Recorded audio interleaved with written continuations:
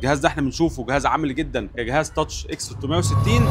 في حاجات كده معينه لما اجي اصورها لك انا بصورها لك ان ده ترشيح من منتج الستور. يعني ايه ترشيح من منتج الستور؟ ترشيح من منتج الستور ده لازم يبقى فيه شويه معايير. اول حاجه لازم يكون قيمه مقابل سعر، تكون فعلا بتاخد فئه عاليه، بتاخد فعلا مواصفات مع فئه فبتكون النتيجه مميزه جدا في استخدامك، تسهل لك عليك كل الاستخدامات اللي انت محتاجها. فعشان كده انا بشوف الجهاز ده يعتبر من حاط منتج ستور اللي انا هرشحها لك وبشد. جهاز اكس 1 النيولوجا ده جهاز احنا بنشوفه من افضل الاجهزه الاكس 360 ولكذا سبب. قبل ما اكلمك على المواصفات، اول حاجه المفصلات بتاعته معموله من الاستانلس والجهاز نفسه من المعدن مع التبريد اللي محافظين عليه بشكل كبير قوي. عمر ما شفت قبل كده جهاز بيكون 2 ان 1 وفي مروحتين تبريد، مش عارف ظاهرين معاك ولا لا، بس الجهاز ده مميز جدا في حته التبريد. وكمان السماعات اللي طبعا بتيجي طبعا من دولم اتموس اللي هي كده كده برضه طبعا لينوفو، مع وجود القلم اللي بيكون موجود في الجهاز. كل التفاصيل دي كلها بتخلي الجهاز اللينوفو الاكس 1 اليوجا. ودايما الاكس 1 معروف ومشهور وكل الناس اللي بتستخدمه عارفه ان الاكس 1 ده هيديك كل اللي انت محتاجه. اول حاجه طبقه الحمايه اللي موجوده على الجهاز، فطبعا انت لو خايف ان الجهاز بيكون معرض للكسر او ان هو مش هيكون عملي، لا الجهاز ده عملي جدا.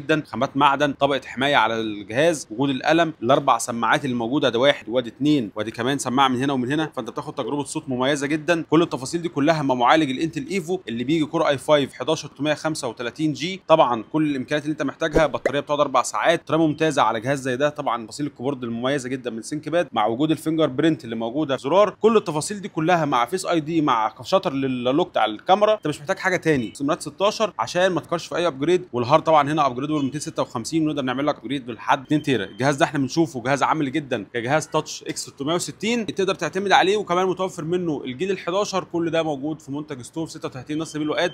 واستنوا ترشيحاتنا الفتره الجايه عشان فعلا نعتمد لك الاجهزه اللي احنا بنشوفها تعتبر قيمه مقابل سعر.